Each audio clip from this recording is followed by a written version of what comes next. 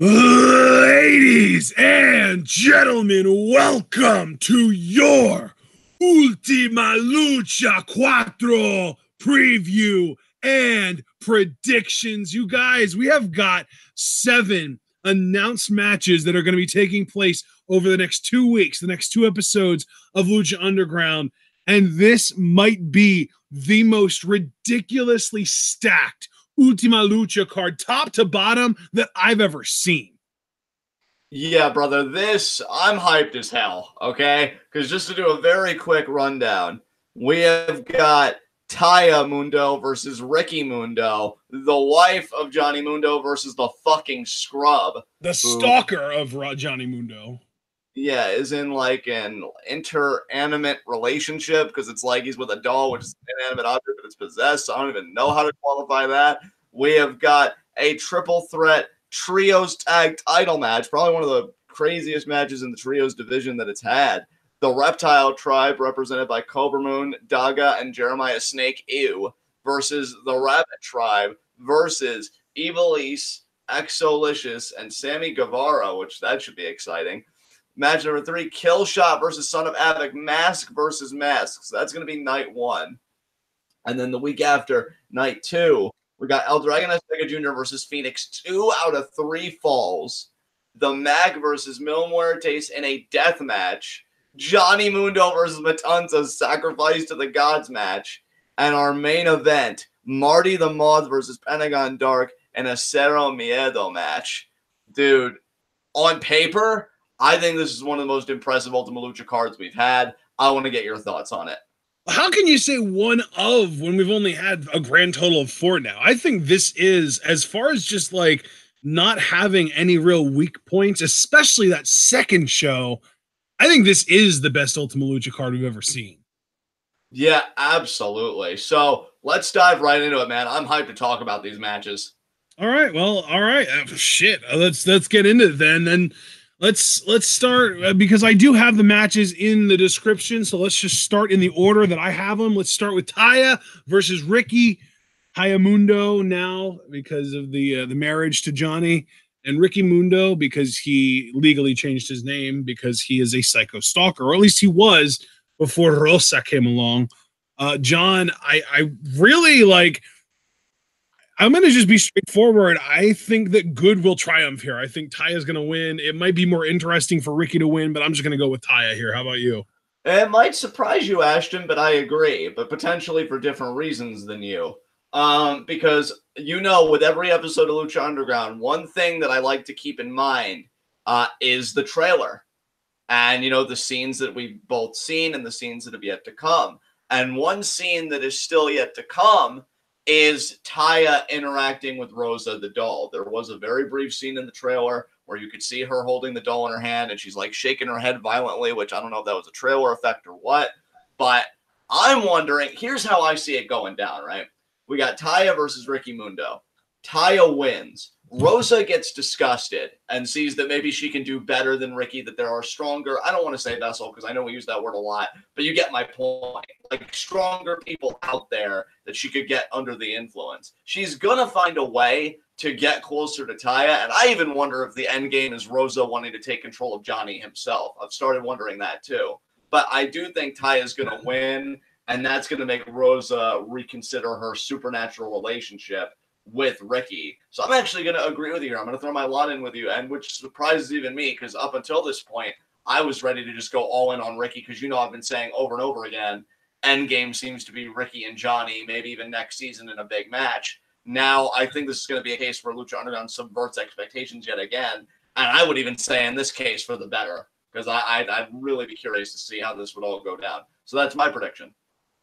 Yeah, man, you know, it's interesting too, because ever since that wedding, it does seem like Worldwide Underground has just completely fallen apart. And now we could very easily be going into season 5 in a situation where Taya is under the influence of Rosa and Johnny is under the influence of the God Gauntlet. So that's or Johnny could just be not around because he might get sacrificed depending on how that match goes. But we'll talk about that later. But still, Worldwide Underground has completely crumbled at this point. Yeah, and I think what kind of remains in the midst of the debris is both horrifying and fascinating, because that scenario you just painted, Taya under the influence of Rosa and Johnny, you know, potentially still under the influence of the Gauntlet. Again, we will get to that match later. You know, you want to talk about power couples, that's taking that concept and putting it on steroids. Like, that really, really appeals to me. But again, we'll talk about it later to see if it has any chance of coming to fruition. But for right now, you and I both agree that Taya is winning. Let me just ask you, though, do you agree with me going the extra mile and that Rosa will kind of take it to Taya, or do you see it going differently? I mean, I wish we would have watched the trailers immediately before coming live here so that we could just get refreshers on what scenes that were in there that we haven't seen yet this season. But having not done that, unfortunately, I'm just going to have to believe what you're saying. And that sounds like something that would lead to exactly what you're describing happening. So. All right. Well, then I guess with that said, we can move on to our next matchup. And I will let you take the lead on this one since you let me kind of open the discussion on the first match. Well, this one, we've got the Reptile Tribe defending their trios titles. And by the Reptile Tribe, it's specifically Cobra Moon, Daga, and Jeremiah defending their trios titles against two different teams. And this is an elimination match, by the way. I saw that on Instagram. We've got the Rabbit Tribe represented by Killer Cross, Paul London, and El Bunny, and the team of Lishus, Ivelisse, and Sammy Guevara. So really, I think we should try and predict who's going to be eliminated first and then who is going to actually win the match. I'm going to go out on a limb here, man. I think the Reptile Tribe is going to get eliminated first here. I would agree with you there, actually. I would agree with you there. I don't think they have as much, like, I don't think their narrative teeth, so to speak, are as sharp as the other two teams in this match. I think they've just been kind of there, which is a shame because I love Cobra Moon as a character. I say that every time we get on here and we talk about the Reptile Tribe. And honestly, it may be for the better. I almost want, if I'm being perfectly truthful, to see the Reptile Tribe kind of get razed to the ground and then just Cobra Moon starting from square one doing other stuff. Because I honestly think she's better than what she's doing right now, if I can really be candid. But yeah, I agree with you. I think they're going to be the first team eliminated. Yeah. So given that we both agree that the current champions are going to be the first team to be eliminated, that also is going to translate to a new champion. So who do you have, John, winning between the Reptile or the Rabbit Tribe and the new Unlikely Trio? And again, the way I'm making my predictions, and I'm going to try and keep this going through all the matches, we always say that Lucha Underground, their bread and butter is the narrative. So I'm not just thinking most immediately about, like, in a match, oh, we've got champions, and then where do we go from there? I'm always thinking about the overarching narrative. And I even said back when they had the segment where this team of Ivelisse, Lishus, and Sammy Guevara came together and Famous B tried raining on the parade, that Famous B wasn't just going to let that slide, especially now that Big Bad Steve did not win the Gift of the Gods Championship. Famous B has got nothing going for him, and that's bad for business. So I'll tell you what I'm going to predict here officially.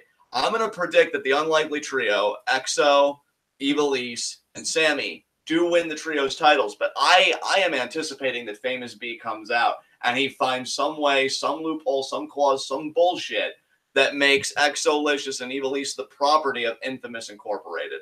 I think that's going to be the story, is that they're going to have to begrudgingly, if they're with Sammy, that means they're with him because Sammy's still his client, and so those trios titles are his property, and I think it's going to be this big thing that kind of keeps the focus on Famous B as a, like, manager type character. But also, you know, creates this interesting dynamic like, well, we like being champions, but we hate Famous B, so what do we do? And so, yeah, I'm going to go with the Unlikely Trio here to win. Even though, honestly, personally, I am totally rooting for the Rabbit Tribe.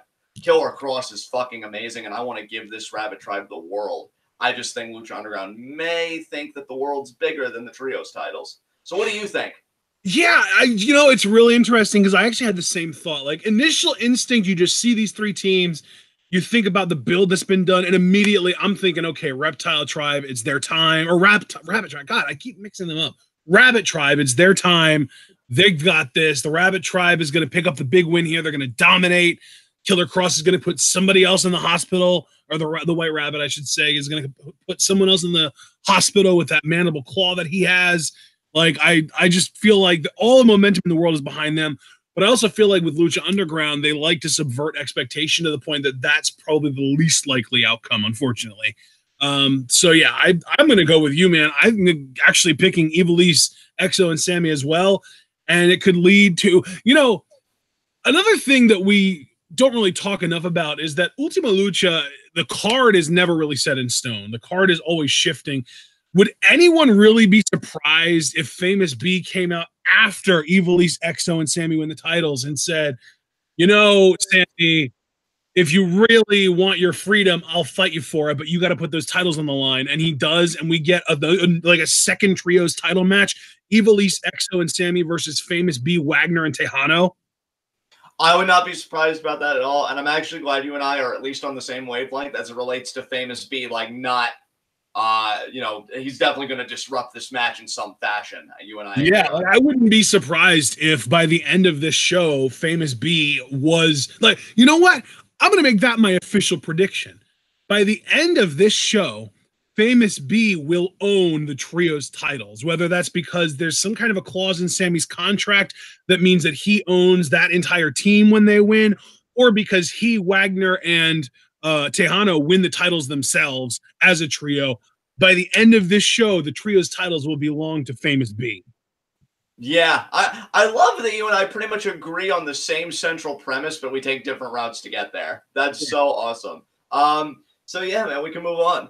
All right, and here we go, guys. We get to our final match. Match number 3, Killshot versus Son of Havoc, Mask versus Mask. Dude, for the longest time, I've been thinking Killshot's going to lose this. He's going to lose his mask because he looks great under the mask. He's a heel, so it makes sense. He's a badass and all that stuff. I am waffling so hard on this match right now, dude. Dude, I don't blame you, and since I'll go first, since you went first on the last match, first of all, I can't wait for this. These two guys are excellent workers. I think the narrative has been very simple and yet substantive at the same time, which that's how I like my wrestling, you know, A, B to C, but it's a really fun journey, and I would argue that this has been a fun journey. Mask versus Mask is a huge deal, given that Lucha Underground embodies Lucha Libre culture, and it's like losing a part of not just your identity, but if you listen to Striker and Vampiro, almost like a part of your soul. And here's where, again, I'm just going to be that cheeky bastard, and I'm going to focus more like on overarching stuff. I, like you, was thinking, oh, Killshot's going to lose, like, because we've seen him without the mask, and he's another handsome, I don't know what it is with handsome devils wearing masks, but he's a good-looking dude. He's got a swagger about him. I think him working as a heel has been excellent. I mean, let's be real. Both of these guys are handsome under the mask. Like, yeah. Absolutely. Like, I've become convinced that people that wear masks are doing it for my benefit, not for their own. Yeah, but from swooning. Yeah, and from feeling deeply insecure, which would occur simultaneously. But I look at this, and it should be a fantastic match. I was even getting ready to say before we got into that little mini mask discussion that I would make a serious bid that Killshot's one of the best in the world right now, or like Shane Strickland more generally is one of the best in the world right now. The guy, everything he does is perfect, and he's got a personality to boot. Like, I think he checks every box. But here's where the twist comes in. I think Dante is going to help Killshot win. Dude, I think him and it's so funny that you are calling interference, but you're predicting the interference win. I was going to say we haven't seen Son of Madness all season. What if he cost Son of Havoc this match? It's fun. Yeah, we're both thinking that Son of Havoc is going to be cost the match just by two different people. That could be. You know, I'd love, dude, if they revisited the biker like antagonisms that Son of Havoc's been dealing with. Because he seemed to like have them settled. But again, I can't get over Matt Striker's line. Like, somebody sent Son of Madness after Son of Havoc. Didn't go of his own accord. So I'd love if they could revisit that. And the beauty of Lucha Underground is, and we've kind of seen this by now, you can lay the groundwork for something back in season 1, and you won't be at liberty to revisit it, you know, at any time. You could pick any time you want it. They could revisit it in season 5 if they wanted to. I personally think, though, because we have seen Dante, and he's already kind of been reintroduced, but he hasn't had an interaction with Killshot yet, that's kind of criminal. They haven't said anything to each other since Hell of War, and I think that was almost kind of like that. I've heard a phrase like brothers fight, and they communicate through their fists. And I feel like when you got as violent as they did at Hell of War, it's almost like they came to peace, like they reconciled with each other. I could see Dante, as much as I love the idea of him working baby, him and Killshot is just two heels kind of just running the temple. I'm cool with that too. So I'm going to throw my chips in that Dante's going to help Killshot win. And Son of Havoc's going to unmask, which could be huge for him too. Son of Havoc has been a character of struggle. it could be for Son of Havoc that you have to lose everything to win everything. Maybe season 5 would be a really good season to him now that he's lost everything. He's got nothing left to lose. So yeah, Killshot for the win.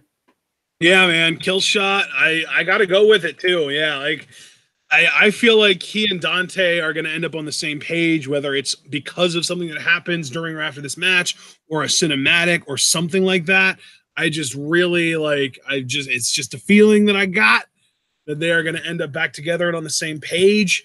And I'm hoping that we are both right. And frankly, again, I haven't forgotten about Son of Madness. We haven't seen him all season. I wouldn't be super surprised if he did show up here.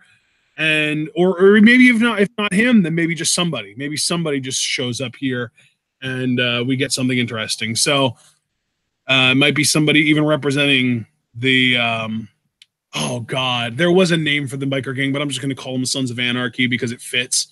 But yeah, man, I don't know. It's going to be really interesting though. So moving on though, by the way, I do want to say, just because of the fact that Lucha Underground cards can change and stuff, do you think anything on day 1 is going to be added to this card?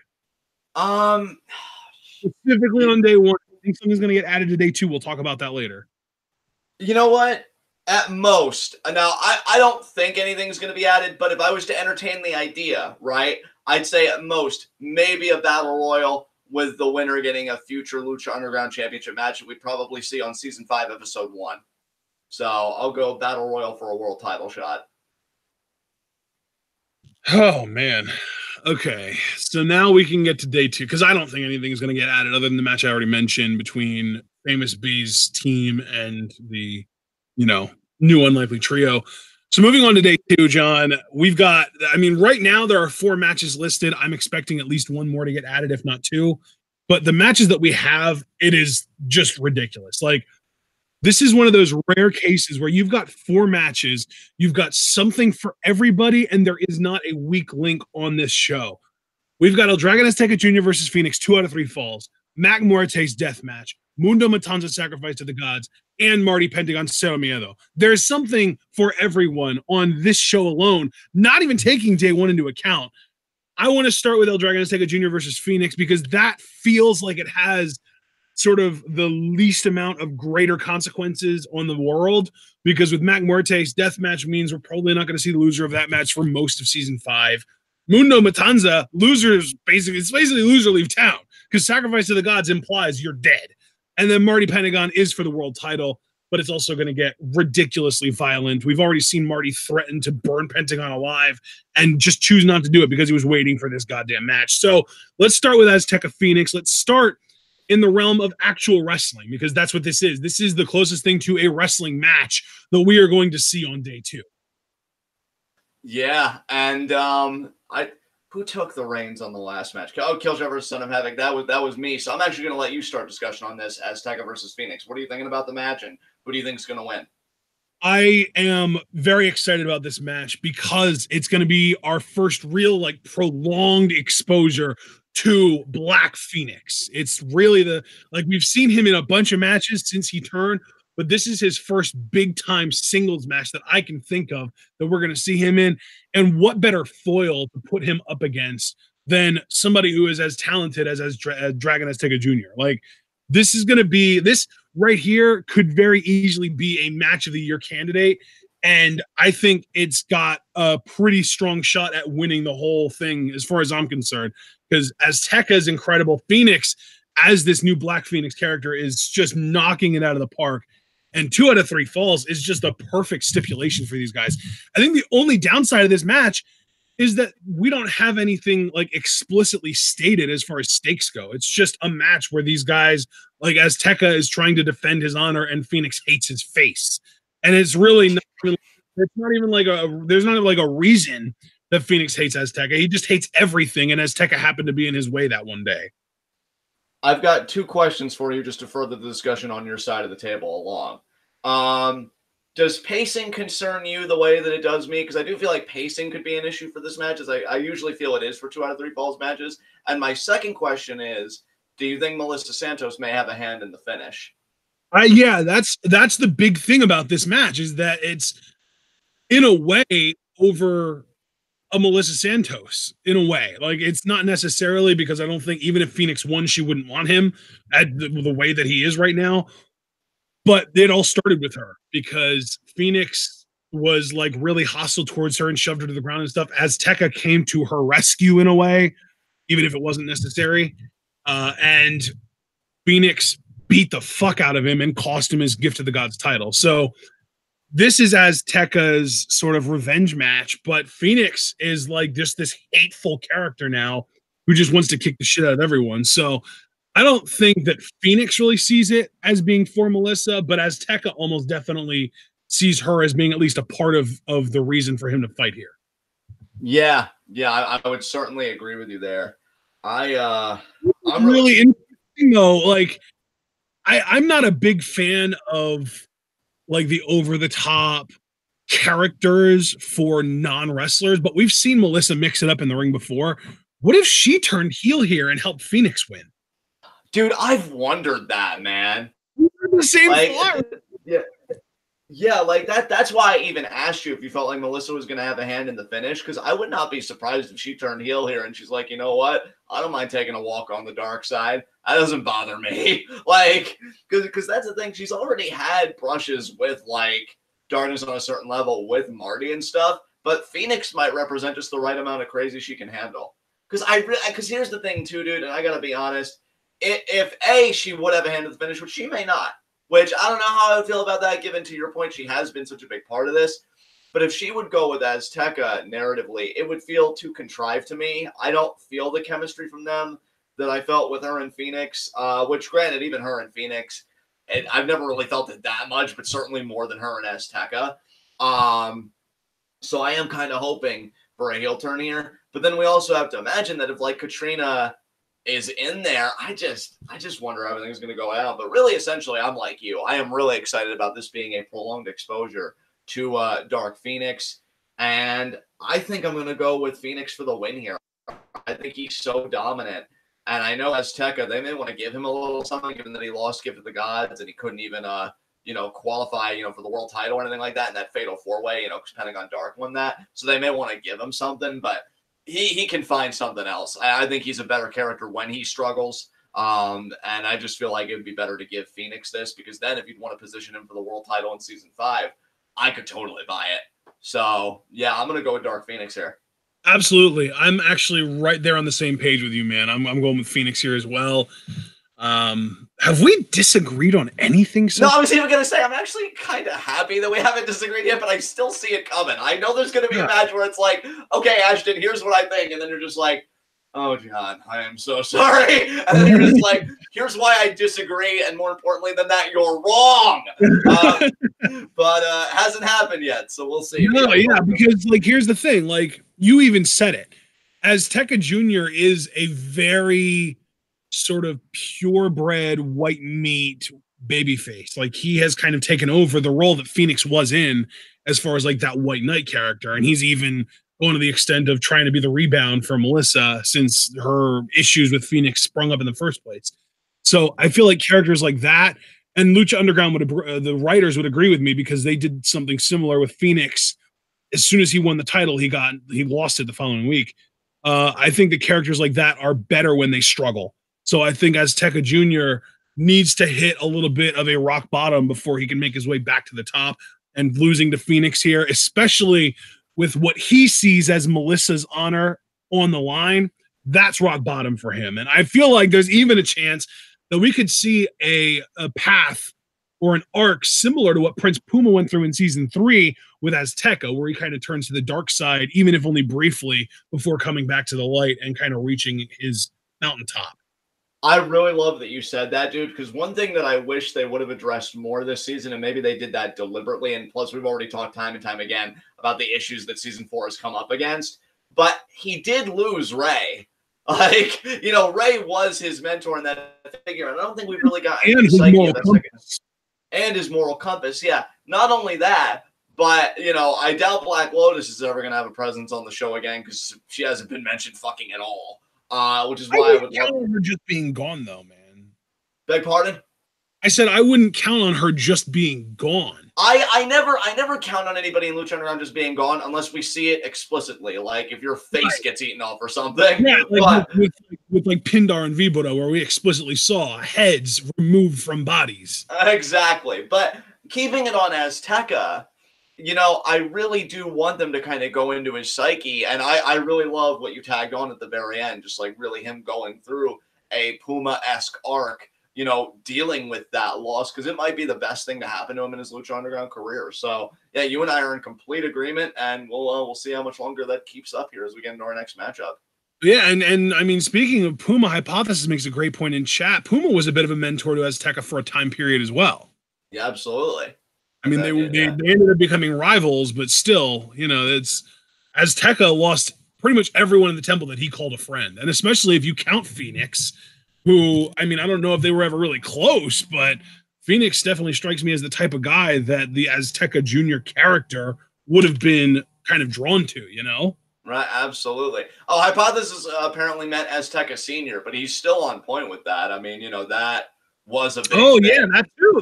That's another one, though. That's what I'm saying. Like, El Dragon Azteca Jr. is in a dark place right now, and if he can't win this match, that would be like him winning this match would be like the distraction that he needs to not hit rock bottom. But if he loses this match, everything comes crashing down for him. Like the reality sets in. Like, not only did I not win this match, but I don't have somebody's shoulder to cry on either. Right, absolutely. No, I love it, man. Great stuff. All right, so now we can get to the Mack versus Muertes death match. And I'm just going to say it, man. I'm going to keep my shit succinct because I've been, you know, I feel like I've been doing a lot more talking on this show than I usually do. I've got Mill winning. It's a death match. It's his specialty. Mack's going to regret asking for one. Oh, well, first of all, I love hearing your opinion, so I'm glad you've been talking a bit more on this than you normally would. Second of all, you hold it against me for waffling on this? Because, it feels almost like it's been overly... oh, shit. It's a word that I'm forgetting again. Not emphasized, not dominant. No, it's when somebody makes something really obvious that they're going to do something. Explicit. No, JR used to say it all the time. Whenever somebody would bend over and Triple H would grab him by the head and slam him on his knee, he would say, "Oh, he telegraphed." They've overly telegraphed. God damn it!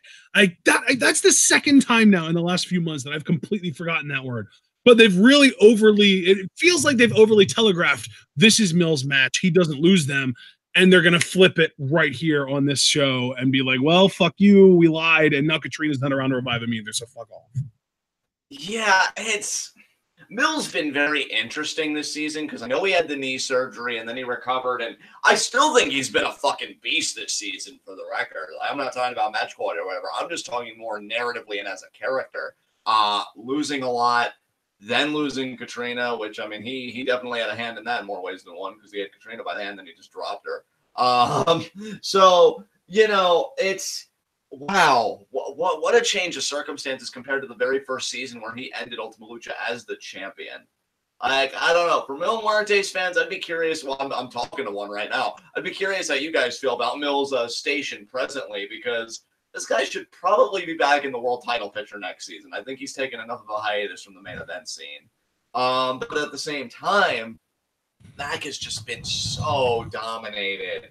Like, so dominated. He lost that House of Horrors match to Mill. He got pinned in a tag match by Mill. He got laid out again by Mill. But see, again, though, Lucha Underground isn't like any other wrestling promotion, so they might just have Mill win again and, like, fuck 50-50 or, like, giving anybody anything. Like, when you're dominant, you're dominant. There are some challenges in life that you're never going to win. Well, yeah, like, what was the last thing? What was the last thing that happened? Actually, no, you know what? Now that I think about it, I feel like every death match has been ordered by Katrina for Mill because the other guy got the leg up on him. So this feels reversed. Yeah, and that's why I'm struggling, dude. Like, I'd love to be like you. We should already be talking about, you know, Mundo Matanza, but I've got a tentative trigger finger here because, dude, you're making me waffle. Yeah, like, I'm sorry, man, but at the same time, though, and I say this with all due respect, sincerely, because I do love Mack, but I don't really ever see him as a main event player. He's more of a utility player to me. Like, you need a great match out of somebody, put him with Mack. You need a title reign to get off the ground, put him with Mack. But I never really see him, and I feel horrible saying it because he seems like such a good dude and he's a really talented dude, but I never really see him as that guy. And so I really don't see the benefit long-term of giving him the win here unless you wanted to jumpstart somebody else and you wanted to go through a more complex process. Mill, on the other hand, though, I wasn't kidding when I said I really do hope he gets back in the world title picture next season. Because even though he had that one triple threat match, you know, or whatever, like, that wasn't enough. This guy needs a full-blown program again in that scene. And he's still one of the most talented guys on that roster, again, despite the knee surgery and being one of the older competitors and stuff. He's still, like, top tier. So I'm going to go with Mill, but I'm going to be honest. So far, it has definitely been the most tentative picks for me of this whole preview predictions because it just feels so one-sided. You know what, dude? I mean, I'm going to give you the opportunity to change your mind because I'm changing my mind. I'm switching my pick over to the Mack. Wow. Are you sure? Yeah, I've convinced myself, and you've helped to convince me. I'm switching my pick, man. I'm going with the Mack. Like, I feel like Lucha Underground doesn't buy as much into precedent and streaks and records and shit the way WWE does. So they're not gonna take Mill's Ultima Lucha winning streak as seriously as WWE did with Undertaker. I think this is gonna be Mill's first Ultima Lucha loss. You know what? I'll go in with you on that. Because you know what? I think a lot of the time my hesitation when it comes to like Lucha Underground or New Japan or whatever is how I've been conditioned by the WWE product. And sometimes the conditioning's right. You know, sometimes it's conditioning for a reason and like it is on point, but a lot of the time it really is just overthinking. If I'm seeing that something's incredibly one-sided, the other guy's got to get something. Well, yeah, and the other thing too is, like I said, everything's backwards for this. Like in the other two death matches that we've seen from Mill, the first one was against Fenix, and it was immediately following Fenix beating him in Grave Consequences, and Katrina demanded that match. And then the second one was with Cuerno, and it was immediately following Cuerno having his number, and I believe even costing him the Lucha Underground title. And Katrina demanded that one too. This is the only death match that Mill will be in that wasn't demanded by Mill or a party of Mill. And I think Mack kind of going on the offensive and not being afraid of Mill anymore is going to be the advantage that he needs to win this match. Yeah, maybe there's a deeper because it all did start right with Mack's fear of Mill and what Mill embodies. Yes. So maybe I think you make a great point where maybe we've been too fixated on like the story isn't about a streak. The story is about Mack overcoming like the most human fear, the fear of death. Yes. And like, yeah. So with that story, yeah, you know what? Even looking at it through that framework, I'm more confident in picking Mack now. Mack's winning this. Holy shit. Yeah. Holy shit. But then, like, here's the thing. I have to retread something I said earlier because to me, I'd like to think that every match in Lucha Underground matters, right? So, like, what do you do with Mack next season if he beats fucking Mil Muertes in a death match in Ultima Lucha? Like, well, I mean, to be fair, Mill hasn't sniffed the world title in forever, it feels like. Like, I feel like the closest he's gotten to the world title was qualifying for Gift of the Gods, but he was the first person to get eliminated because of the Mack. Like, the Mack cost him the Lucha Underground title in that match. Well, let's also remember, Ashton, he did have that triple threat with Cuerno and Pentagon as well this season for the world title. That wasn't for the world title, though, was it? I thought that was for number one contendership. No, that was the fatal four-way you're thinking of between Pentagon, Azteca, and... Oh, Azteca was in that, too. I actually forgot about that triple threat. Yeah. Okay. Yeah. Well, I mean, you would definitely think then that the Mack has to at least be in contention, but let's not forget he's been in contention before. And like, did he ever get a shot against Matanza? I feel like he was one of the Dario's Dial of Doom spins, wasn't he? I think he was, yeah. I think he was the Dario Dial so, of Doom, yeah. I mean, based on who I'm expecting to go into season 5 as the champion, we could get another situation where Mack gets a title shot only to get destroyed by the champion the way he did against Matanza.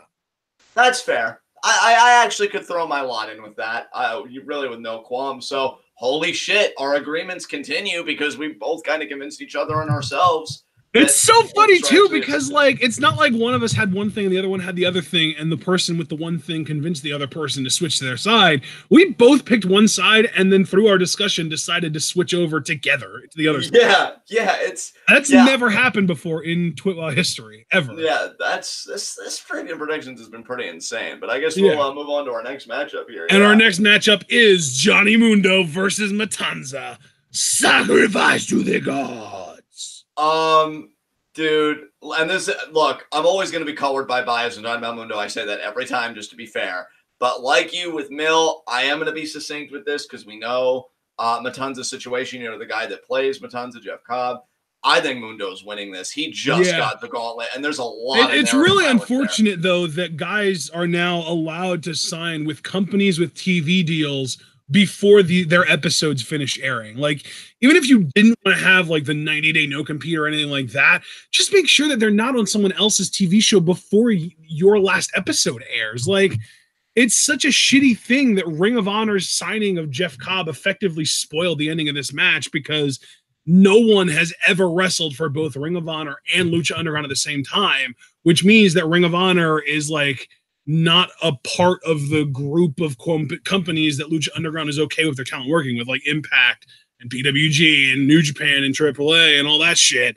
Obviously, Ring of Honor does not make that list. So the fact that Cobb has signed with Ring of Honor tells us immediately Cobb is not sticking around past season 4, which, I mean, it's probably safe to assume Mundo is. So it's really unfortunate that this match effectively got spoiled by outside shit.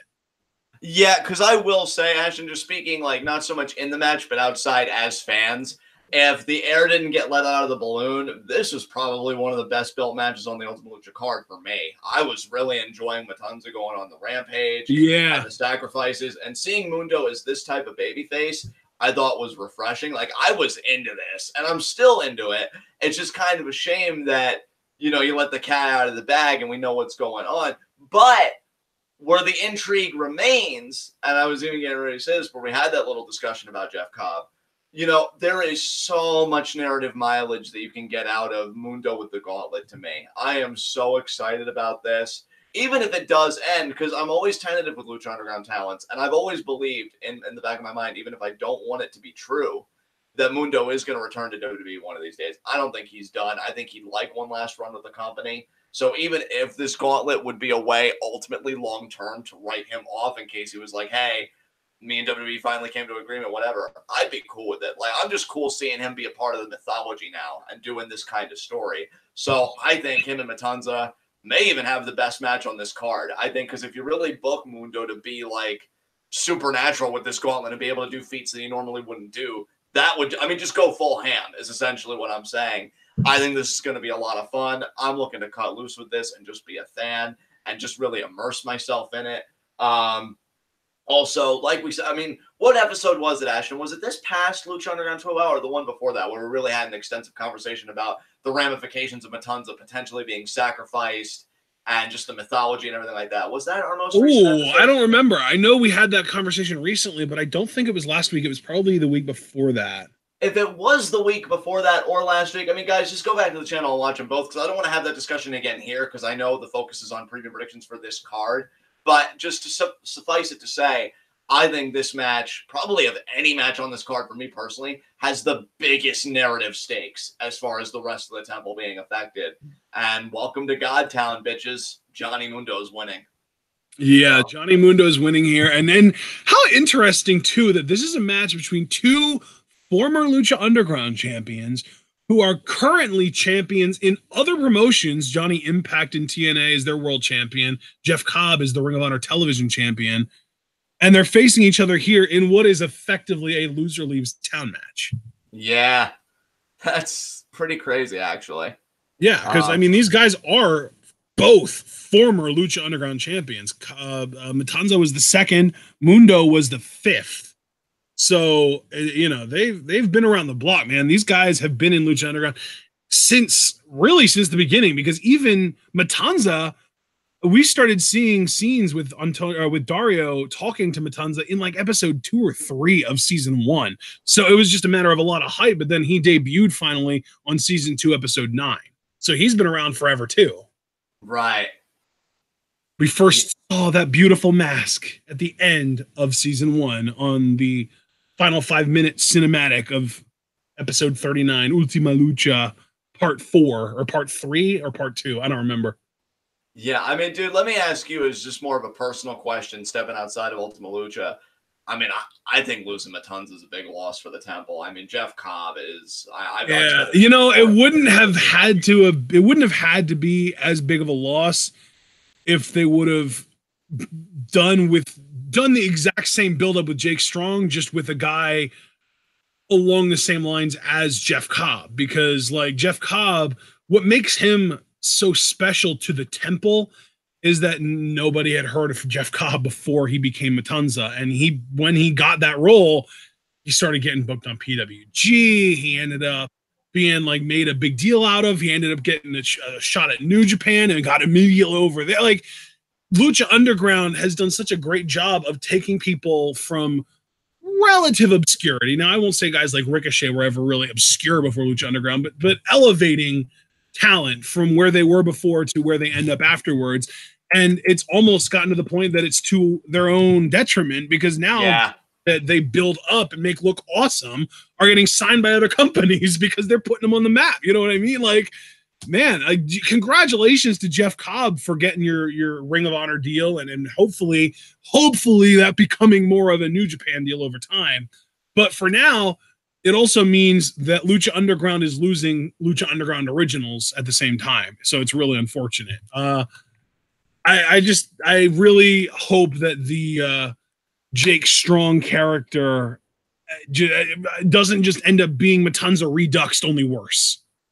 Yeah. I mean, I once tweeted, dude, that Jeff Cobb to me is like a once-in-a-lifetime performer. Like, I put him on the same level as like when Brock Lesnar debuted. Yes. Like, you just know it's dude, special. as soon as you said once-in-a-lifetime performer, I immediately thought of Brock, because that's the type of athlete that he is, for sure. Yeah, and I just think, I mean, I can't hide it. And we've been very honest about how we felt about this season and like the backstage. Like, I'm sorry, Brock used to be able to do a shooting star off the top rope, and even that he botched when he was at his biggest.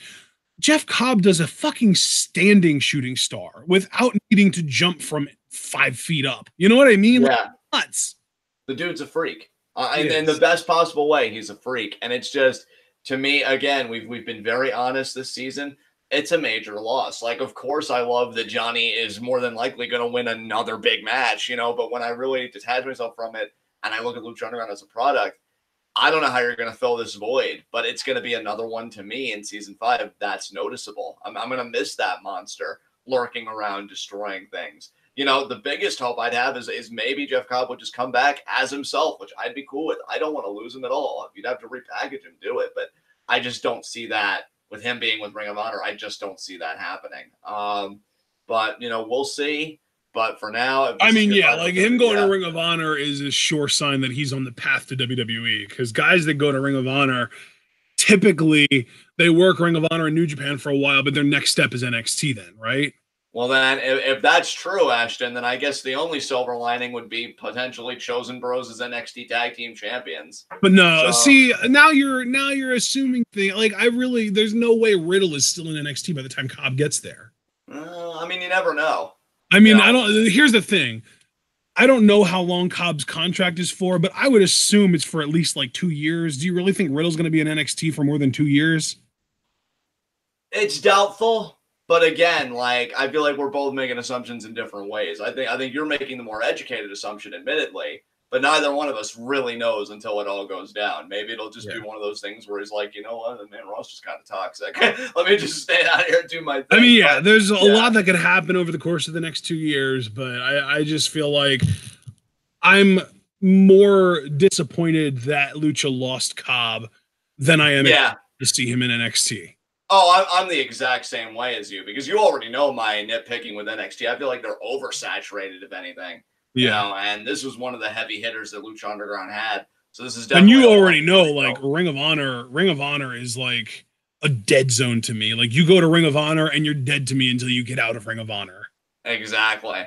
That's why I was saying, like, I really hope that his deal with Ring of Honor really ends up being more just a deal to get him into New Japan, because him in New Japan is like, please please let him be in G1 Climax 29. Yeah. Oh, dude. Absolutely. And Hypothesis said Lucha really is the ECW of the modern era, and I get where he's coming from. You know, I mean, it really is, and even to the sense that they do like the bloody, gory matches too on occasion. Like, it's not an every week thing for them, like it might have been for ECW, but they are still like Cero Miedo is going to be like the goriest, bloodiest, most violent match ever to air on television, I would bet. Oh yeah, and I was thinking more, and yet you're absolutely right about that. But just like we give these guys a platform, whether they're already relatively well known or, to your point, obscure. Yeah, I apologize. I really I kind of said what I said under the assumption that everyone knew that that's what he meant by that. Right. No, that's totally fine. But I think, I just really wanted to talk to you about Matanza / Cop, because I do think it's going to be a heavy loss. That I don't know how they're going to recoup from narrative. The thing is, though, dude, like, the talent is a great loss. I won't question that, because Cobb is an exceptional talent. Yeah. But character is perfectly replaceable. And I think that he's going to be effectively replaced, and in a way already has been, by Jake Strong. The problem is the difference in talent at the performer level, because going from Jeff Cobb to Jake Hager, and it's like Jeff Cobb is like this sawed-off, freakishly strong and athletic badass motherfucker, and then Jake Hager is this really tall, almost lanky amateur wrestler who's kind of boring in the ring. Exactly. Yeah, big trade-off. But with that said, we both agree. I mean, even if you want to just go by like outside of professional wrestling accomplishments, we're going from a college wrestler to an Olympian, or from an Olympian to a college wrestler, I should say. Yeah, absolutely, dude. Absolutely. And to bring it full circle, you and I do agree that Johnny Mundo, with that gauntlet, and God help us all, is winning this sacrifice to the gods match. So Mundo help us all. Yeah, right though. So yeah, I mean, dude, focusing more on the Mundo side, just to end on a high note. I can't wait to see what happens to the Temple now with him with that gauntlet. But in the meantime, we have got one match left. That's been announced. Yes, that's been announced. Yes, it's always important to qualify that. Marty the Moth Martinez, the Lucha Underground champion, versus Pentagon Dark, all the gold in a Cero Miedo match. We haven't had one of these since Ultima Lucha 1, the very first one. Who wants to talk about this first? Do you want to talk about it first, or do you want me to take the ball on this? I'll talk first, and I might just, kind of come up short and pass the ball to you early. So we'll see how I do here. But this is going to be an absolute gore fest. Like you thought Hell of War last year was bloody and gross. This is going to be worse. The thing is, Marty versus Fenix last year was the grossest match on Ultima Lucha Trace, and that wasn't even a death match. That just was hair versus mask. It was just Marty, and he ended up losing that match too, by the way. So Marty closes out season 3 losing, and he closes out season 4 defending his championship that he won like a month ago, his world championship. What a crazy contrast that is. So this is going to be a really, really gross match. Like, John, you and I reacted a couple Fridays ago to a couple of death matches. One of them was a no-rope barbed wire match.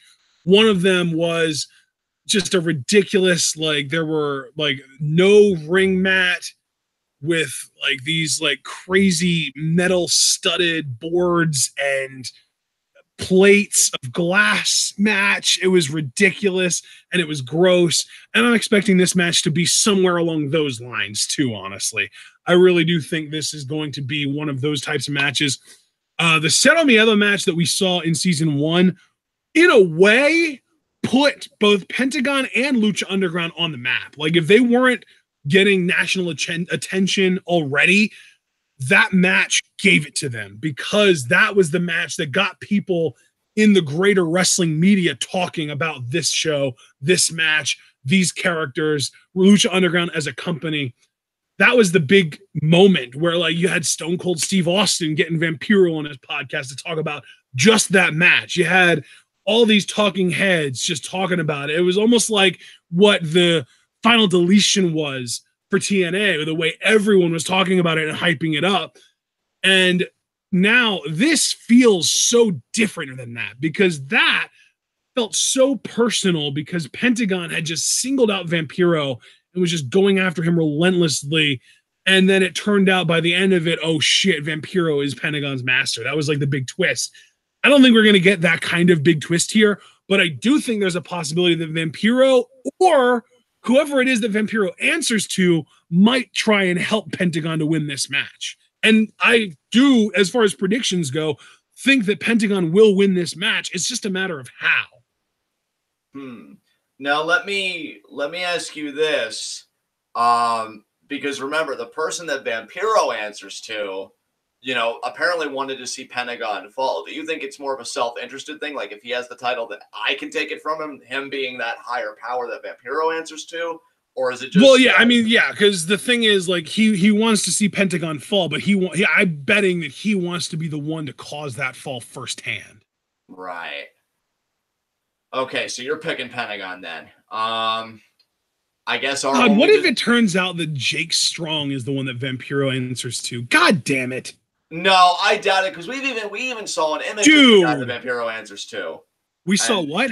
We even saw like the guy that he answers to, like what he looks like, from what I remember, and it wasn't Jake Strong. Like I don't remember that at all. We'd have to go back and watch it because I'm. But sure dude, we've also got to remember we heard him speak, and it might have been the same demon voice that Jake Strong used in the Cueto cinematic. Maybe. We'll have to go back and try and watch that. But like now that I think about it, that's entirely possible. I suppose I'm not entertaining it like that intimately, but we'll keep that in mind. Just to kind of work backwards, you know, from square one onward on my side. Marty's been fucking amazing as champion. Like, I just gotta say, even though the reign's been brief, the promos, the presence, the way he carries himself, like, I buy this guy as the world champion. Like, the belt doesn't feel out of place with the person wearing it. And right. If the idea is the man makes the championship, he is making that championship. So again, like Johnny, I unequivocally admit to bias here. I am rooting for the fuck out of Marty the Moth. I have waited for him to get the nod and to really run with this, and he has not disappointed me. I don't think he's disappointed you. And if he's disappointed anybody in chat, of course, they're welcome to their opinion, but they all seem as well, from what I've seen, to be behind Marty. Pentagon does worry me because this is his match, and he is, like, very much OP. But, you know, Marty did ask for this, and he wanted to bring the fight to Pentagon. I think he really wants to prove the point of, I can beat you in your backyard. To me, more than Vampiro and the guy that he answers to, I am more concerned about Jake Strong. I would fucking hate if after this match, Jake Strong, you know, picks the scraps. And I'm betting if we were at a poker table right now and I had a hand of Jake Strong cashes in Gift of the Gods and wins the title, I'm going all in right now. Because I would literally bet money. Like if there were betting odds on Lucha Underground match stakes and match outcomes, and there was an option, even if it was like minus 1,600 that Jake Strong cashes in, I'm still betting all in, and I'm still going to make however little tiny bit of money I'm going to make off of that massive bet because of how hardcore the odds are in that favor. Like, right. It's happening. I am 100% convinced it is happening. And then, because I'm just taking the ball and I'm just going to talk about it that's been on my mind here. What? Before I can... I just realized, like, how tragic and ironic and just, like, I think tragic really is the best word to describe it. Would it be if Marty retained and then got bit in the ass by a rule that he helped to create, that you could cash in anytime you want? Right, but see, the only thing... Okay. So let me just kind of respond to everything going on here. Why I doubt it is because Jake Strong clearly... I mean, even though the crowd still seems to be into him, I think he's being positioned more through his actions as a heel, and it would be a heel cannibalizing another heel. I personally don't see that unless they want to turn Marty face, which... I also have a tough time wrapping my head around that, but again, anything's possible. I'm not outright. Well, but again, though, that's why I predict officially that Pentagon's going to win and then lose it to Strong. Right, but then going back to my prediction and what I think, like my mind's racing because it is Pentagon's match. he is the guy still. The crowd fucking loves him. That Pentagon could go and tell the fans to, like, I don't know, assault people out in public or just do anything, and they'd probably follow him. Like, it is amazing how over this dude is. And, you know, Marty at the same time, though, he's such a great heel, especially because he is, you know, an amazing foil for the guy that the fans want. You know, and I like seeing Pentagon struggle. Like, he got his taste of the world title, but seeing him vulnerable, like, I'll probably even start to come around him again if you keep it going long enough. I'm not there yet. I don't know. I feel like anybody would be cool, though, with him winning, so that's where I'm conflicted. I can't think about me. I've got to think about the whole grand scheme. Another thing that I think about that we need to talk about, because we talked about it with Taya in the first match, Jake Strong is another cinematic that we have not seen yet. And I don't know if it's part of the final 5 minutes or what, but there is a cinematic where he's like beating his chest with the whole Strong thing, but he's in a suit. And I don't know who he's talking to or looking up at, but it just seems like he's like in a meeting or something. Like, so he was a part of something that we haven't seen yet. So I wonder if that's like before. Dude, I know usually we kind of go away and kind of do our own things after we're done with these, but when we're done with this recording, we need to go and watch pretty much every trailer that we can to just, like, I mean, I might even type up all of the scenes that we haven't seen yet. Yeah, because I know that Jake Strong has another scene coming that hasn't happened yet.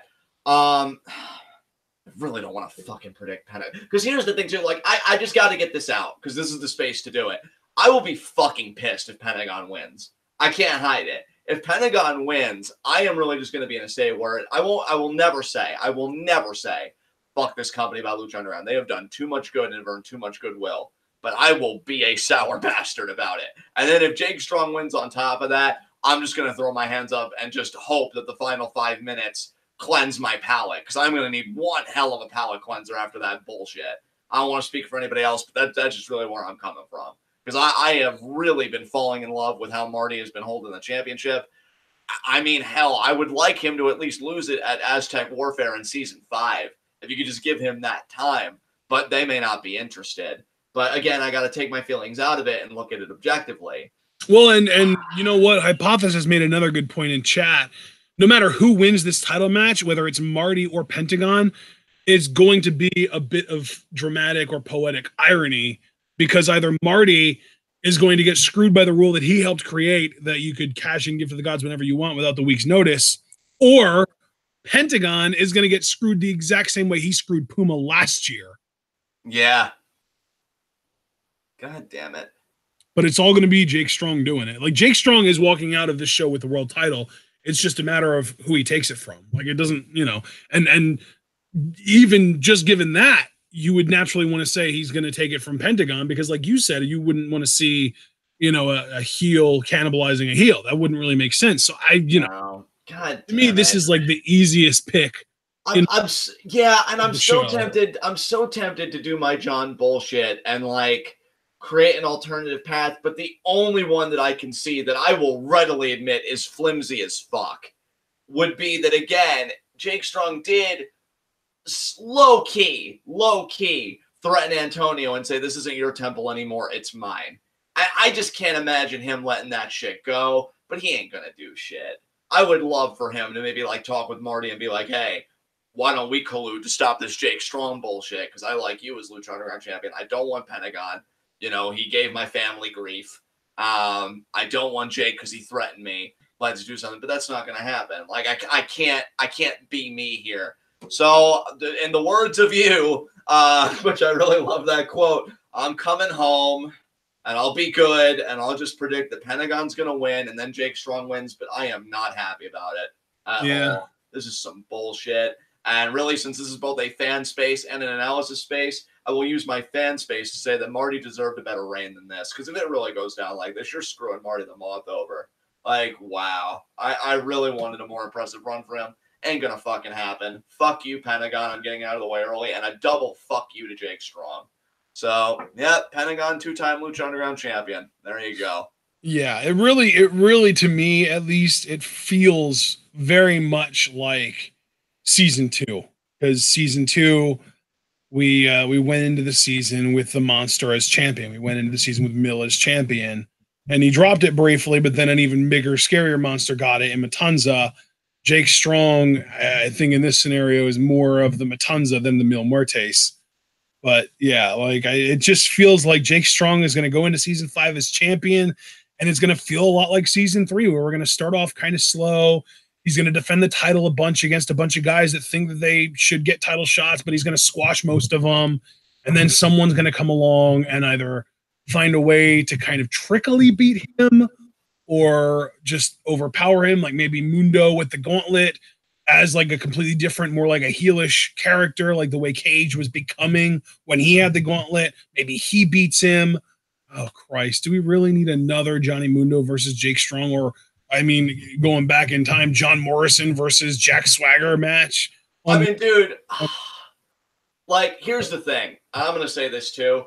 If Jake Strong becomes Lucha Underground champion, there are 3 people that I'm rooting the fuck out of to take it off of him. Marty to get it back. Johnny, obviously, because my Vic could win it 100 times. I'll splooge for all 100. Or fucking Cage. Because Jesus Christ, give that man a run. Actually, you can add Cuerno in there too. Make that 4. I mean, dude, I agree that I want to see all those guys with title runs, but I don't think Cage or Cuerno is going to be taking the title off of Jake Strong. Well, then I'll just do what I've done my entire wrestling fandom life and just put all chips on Mundo. Because I am not living with this shit. And how ironic would it be, though, that it wouldn't even really be Mundo? It would be whatever god that's taking over his body, representing him and using his body to do these amazing things. And it's like, if he would stay babyface, it would really feel like he's defending the temple from this invading force. But the fact that it would be like this god, it's just like, oh, well, it's just win-win for the gods because it's just one versus another. It's like they're all gods now. Whichever god that is, I will do my research and I will pay the proper tribute. Like I will build a house of fucking worship for whoever that god is, because I'm serious, man. Like I have high hopes for season 5. I don't know why, but I feel like they're going to work out some of the stuff that they hit the wall against in season 4. Season 5, they're going to be, in the battle round, they're going to knock it out home run. Jake Strong is champion, though. Like, that's just a malignancy to me. I can't. Like, I was good. I was behaved. I said, hey, Pentagon's going to win, and then Jake Strong's going to win. I refuse to like it. I refuse. No, this is some bullshit. Like, I just. Well, you know what, though? I mean, the positive, I think, is that it seems like season 5 is pretty much set in stone, is happening. Yeah. And I'm hoping that they get more episodes in season 5 and maybe a more generous budget. That seems kind of unlikely given that the budget's been going down, but maybe we can luck out and they can be like, hey, you want more episodes? Like you wanted more episodes from us last time. Give us more money and we'll give you more episodes. But like, I don't know, man. I'm so just worried that the network is just going to screw them over again like they did for season 4. And I don't know. I'm rooting for the Lucha Underground part of it, but I'm really pissed at the El Rey network. Honestly, like best case scenario might just be Lucha Underground finding a new network, even if they just start getting funded by Netflix or like a premium channel service like an HBO or a Cinemax or a Stars or some shit like that, or like an FX or a Sci-Fi, which we've talked about before, something like that. Like, just it really does feel like the El Rey network has just fucked them over at all corners possible. But yeah, at the end of the day, I think season 5, I hate to even say it because it's gross to even think about, but I think there's a possibility that Jake Strong might hold the title for the entire season. Oh God, dude, why? Oh, here's the thing. I can't, like, my reaction, right, isn't even towards you, because what you're saying is entirely plausible, but that's precisely the problem. Oh, that's gross. That's so gross. No, dude, what I'm really hoping for, honestly, I'm hoping it's a Matanza situation and he loses that fucking shit in Aztec Warfare and we all fucking pop. I'm really hoping that that's what happens. If he does, let's do this. If we get Jake Strong as champion and he wins every title match up until Aztec Warfare, who would you think would be the perfect person to win the title in Aztec Warfare then if he doesn't retain it? Because I mean, Hypothesis made a great point. Like, if they would get Dante for season 5, that'd be another guy I add to my list that I would be fucking over the moon for. Yeah. But Dante was my answer. Dante, I saw Hypothesis. I was like, yeah, Dante needs to be. That would be perfect. But Killshot would be a good choice. Yeah. The guys you mentioned would be good choices, whether it's Johnny or Cage or Cuerno or whatever. Azteca would be a good choice, I think. Hell, Mill. I keep talking about Mill. I want to see Mill step up to Jake Strong. Yeah, Mill keeps getting screwed out of Aztec Warfares. Not this time. Not at least until he takes Jake Strong with him. But, I mean, Gauntlet Mundo. And I do want to specify Gauntlet Mundo because, being fair, we've already seen Mundo without the Gauntlet against Strong. That's just not viable. But if he still has the Gauntlet, Mundo would be in the running. And again, I say, fucking Cage. Like, I gotta say this too as a fan. I can't help it. It's just so gross to me that Jake Strong might win the Lucha Underground Championship before Cage does. Like, when I say it like that... I mean, might, most likely will. Same thing, right? I mean, pretty much. Especially because, like, I know Lucha Underground always does a great job of taking WWE guys and giving them, like, a more unique coat of paint to make it seem like, oh, you know, these guys are one of They just didn't with Jake. He's just the same guy, except yeah. He's a god, which is why everything he does hurts so much and nothing affects him. And then Cage has been a part of this shit. Like, he's an OG. Like, what the fuck is, like, oh, dude. It's so weird that Lucha Underground has such opposite problems to WWE. The WWE, they have all the talent in the world. They have these amazing performers, and they just always consistently underwhelm with their storytelling. Lucha Underground storytelling is amazing for everyone, but they're giving this big push to the wrong performer. Like, yeah, it's kind of a WWE thing too. The WWE does that shit too. That's why everyone was complaining about Roman Reigns, because, like, yeah, he's fine, but, like, why him over all these other amazing talents? And, like, yeah, Jake's fine, but, like, why him over all these other amazing talents? It's so different, and yet it's so the same at the same time. I'm side-eyeing Cage right now, and I'm just saying to him, bro, I am so sorry. Like, I don't know how this happened. Like you literally look at some of these talents, and they just look at you. They don't even say anything. They just look at you like, do you have an explanation for this? And you just kind of throw your arms up in the air, and you're just exasperated, and you tell them, no, I don't. And it sucks. But yeah, I mean, just to kind of put a pin in it. And by the way, just to be perfectly clear to everyone, I don't have any problems with the Jake Strong character. It works. It's written well. It's fine. Like, the Jake Strong character, I actually, if anything, I love that they're doing this.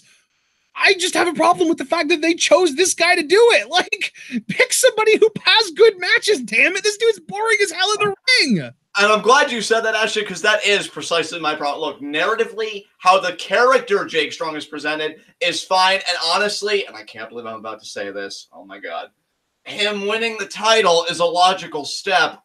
I wish I died. But, you know, that makes, no, seriously, but that makes all the sense in the world to me. But the guy doing it, Jake Hager, like, what a boring ass motherfucker. Like, I don't know. He's the luckiest son of a bitch imaginable to keep getting these big time pushes wherever he goes. Cause, like, I don't see it, bruh. I don't. And you gotta wonder too if it's literally just because he's tall. Like, oh, I mean, you're tall and you have a submission finisher, you have a role.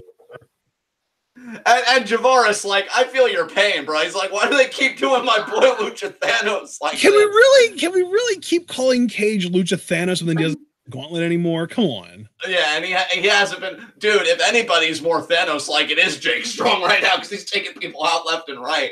Cage was the one that got taken out. Like, God damn it! Jake Strong comes into the temple at first, and he's just like, I need to eliminate half of the life here so that it'll be balanced as all things should be. Oh my, he wishes he was that eloquent and had that diction. That's actually true. But just to put a pin in it, and maybe even a pin in my life if I'm fortunate, Pentagon Dark is winning, and then Jake Strong's going to become Lucha Underground champion. And to quote Leslie Knope, everything hurts and I'm dying. So, that's how I feel about Ultima Lucha Cuatro. But I do have one more question for you, Ashton. Did you at all want to speculate about the final 5 minutes? Or yes, we have to.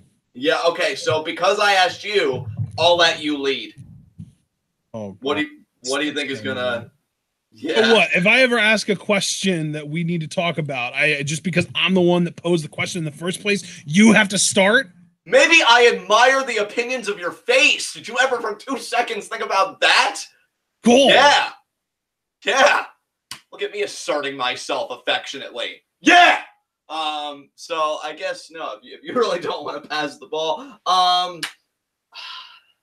I think Taya with Rosa may be one of those final 5 minutes. I'll say that straight away. I think that's fair. I do really like the big, the big like overarching story is the Order and Jake Strong. Yeah. Yeah, and I even wonder that trailer scene that I told you about with Jake Strong, if that'll just be another final 5 minute one. Maybe he comes back with whatever meeting or whatever the fuck's going on with the Lucha Underground title. And it's like, step 1 completed. Strong. I don't freaking know. Yeah, I'm seeing in like the TV guide descriptions of the 2 episodes. Like for the first one, it just kind of shows all of the matches, but it also says Aerostar pays a visit to an old friend. So I wonder what that's going to be. Ooh. But in part 2, it lists off the matches, but then it says the Order sets their plan in motion to destroy the 7 Aztec. Ooh, I like that. That's I wonder if by the 7 Aztec they mean like the 7 Aztec tribes.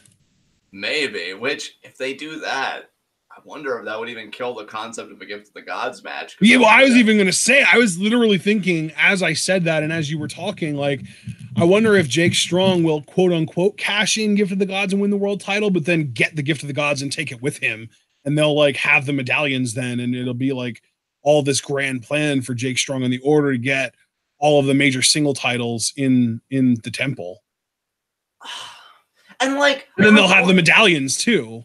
I'm cool with them doing all that. Like everything you're saying, like I'm not having a visceral reaction to any of that per se. I just like, is Antonio really going to be passive about all this shit happening? Like the Cueto family's supposed to be dangerous, right? Like, I want to see some teeth bared on Antonio's end, because Jake Strong pretty much, I mean, let's be honest, he straight up verbally neutered him. He's like, this isn't your temple anymore, it's mine. Are you really not going to say a peep in response? Like, is there no retort?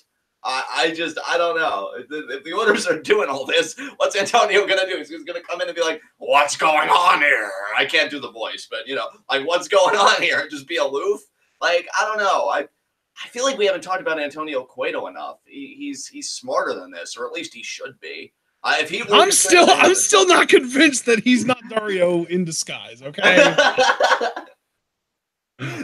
part of the final 5 minutes, he's taking the wig off. Oh man, I got to keep this disguise up to get closer to the Order. But no, I let's actually pivot to that more seriously. Like, do you think Antonio's going to do anything significant in the final 5 minutes? Even if he has to, right? He definitely has to. It's just a matter of whether it's really. I feel like Antonio Cueto's true intentions are going to be revealed by the end of the season, but I'm not sure what those are going to be. I don't know if those are going to be like, it was really like a Dario thing all along and he's trying to get back at the Order, or if it's going to be revealed that he's working for the Order, or like, I really genuinely do not know what his true intentions are, but I do think that those intentions are going to be revealed by the end of the season.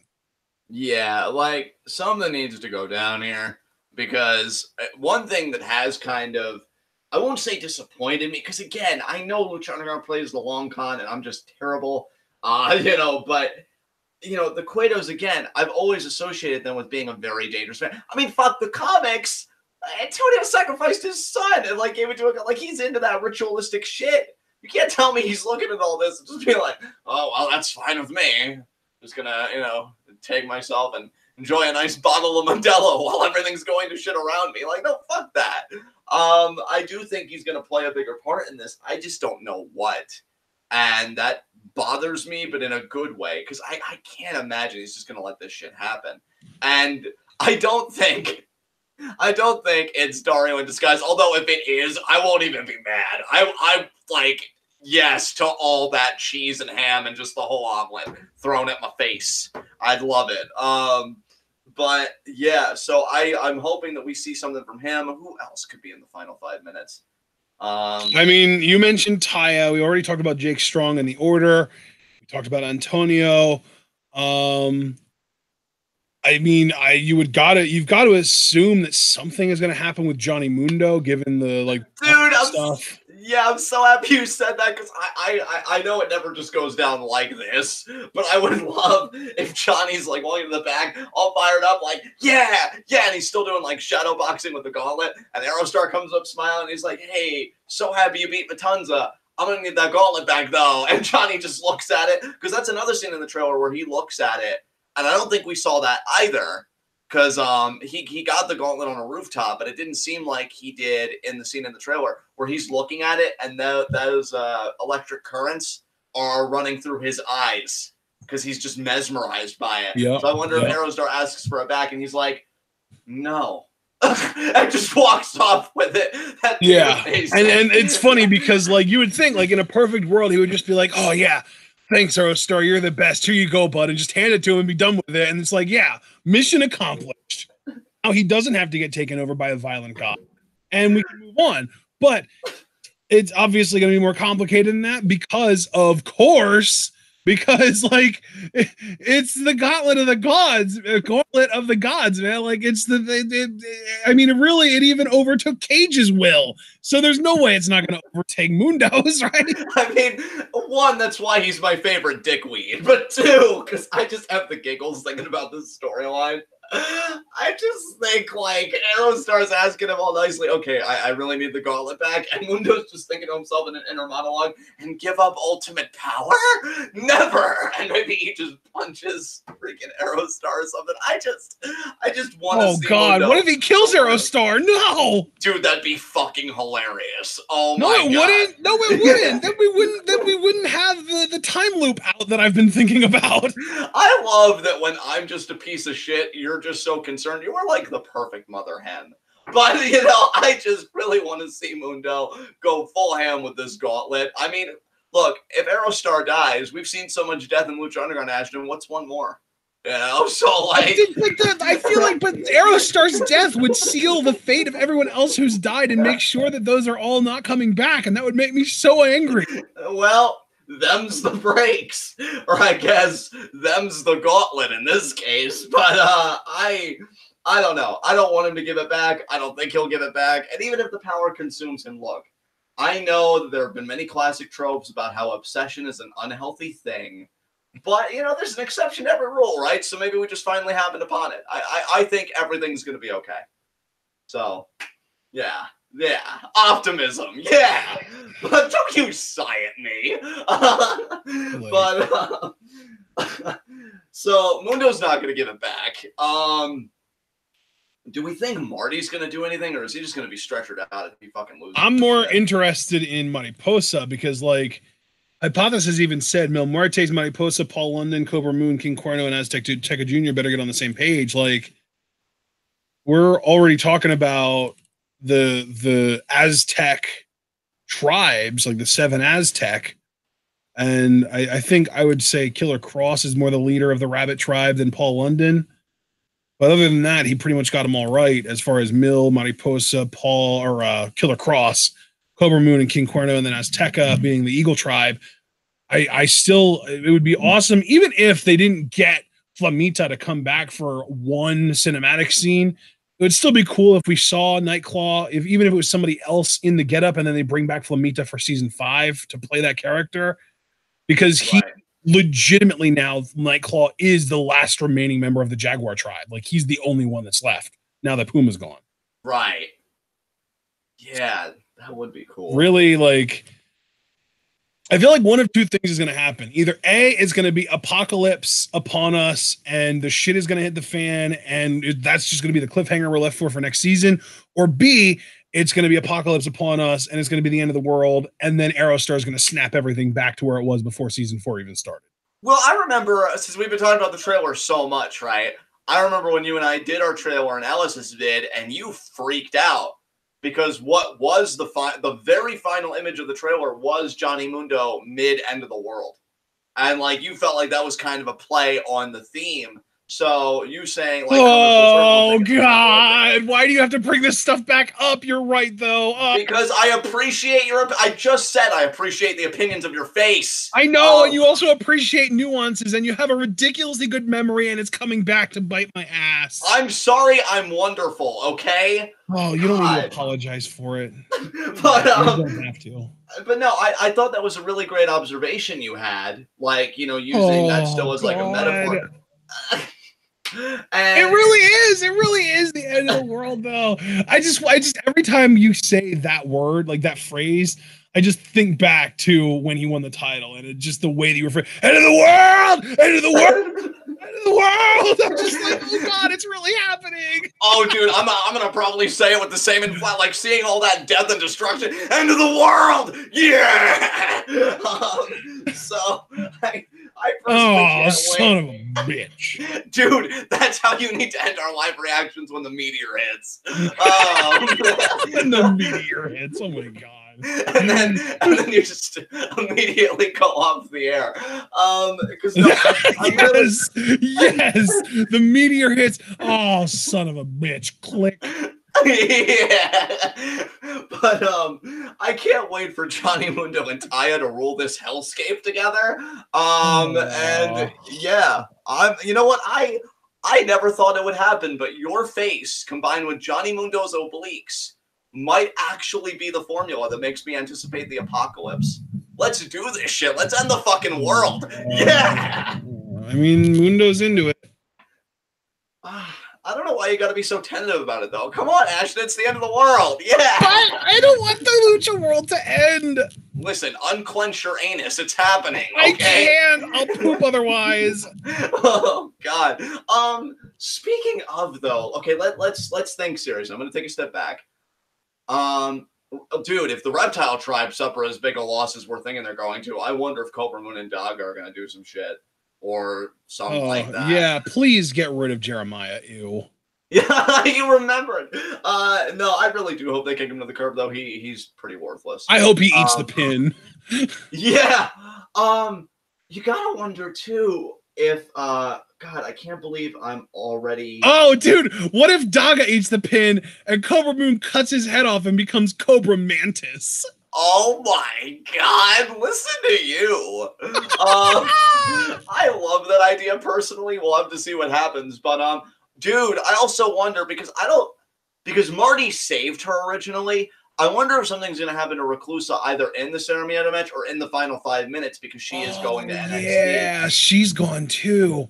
Well, yeah. At least try helping Marty win. I wonder if Vampiro is gonna do something to like cancel her out. Yeah. All right. Did I say help Pentagon win? I meant help Marty win, obviously. Right.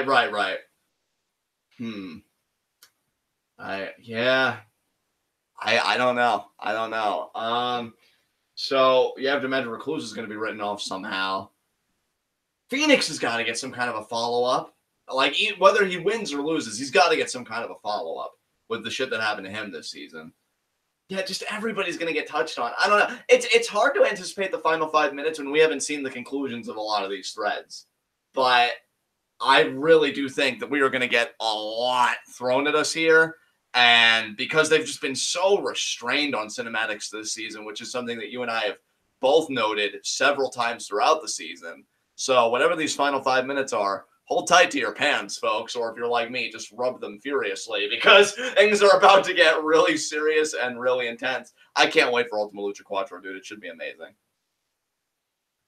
Damn. We've been through so much. This is our longest preview and predictions that we've done in probably years, honestly. I feel like I can't remember the last time we've gone this long on a preview and predictions, and it's only like 3 hours worth of content that we're previewing. Exactly, yeah.